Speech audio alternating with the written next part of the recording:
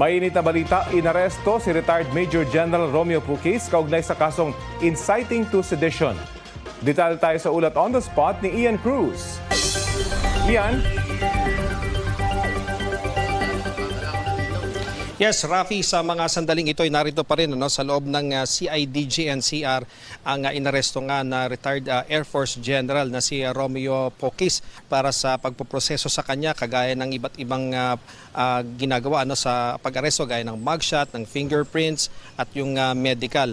At Rafi, inaresto nga kaninang umaga si General Puquis sa pagdating nito sa bansa alas 8 ng umaga kanina nang lumapag ang aeroplanong sinakyan ni Puquis mula Bangkok, Thailand sa bakasyon kasama ang kanyang pamilya. Nakaproses na siya na makunan palabas ng terminal. Ang pag-aresto ay sa bisa ng warrant of arrest mula sa Quezon City RTC kaugnay sa inciting to sedition case ni Puquis. Sa eksklusibong panayam ni Puquis, isa umano itong uri ng panggigipit sa mga taong bayan na naghahayag lamang ng damdamin sa nagaganap na korupsyon sa bansa.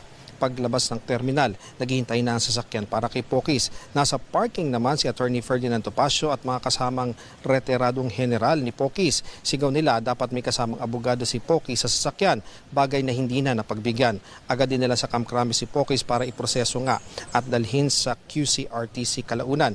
Sabi ni Topacio, ipoproseso nila ang piyansa ni Puquis ngayong araw. Nagugat ang kaso sa statement ng retiradong general sa mga rally na ininterpret naman daw na nanghihikayat na wag nang galangin ng gobyerno at ang mga nasa active service naman ay mag-withdraw ng suporta. Wala naman daw ganoon. Kinundina rin ng mga kasama niya sa United People's Initiative ang umunay panggigipit sa kapwa retired officer na nagpahayag lang umano ng damdamin. Narito ang pahayag ni retired Air Force General Puquis. Ito ay panggigipit ito, pang-ahas, pananakot sa ating mga taong mamamayan. Papahayag ng damdamin sa matinding korupsyon sa bayan natin.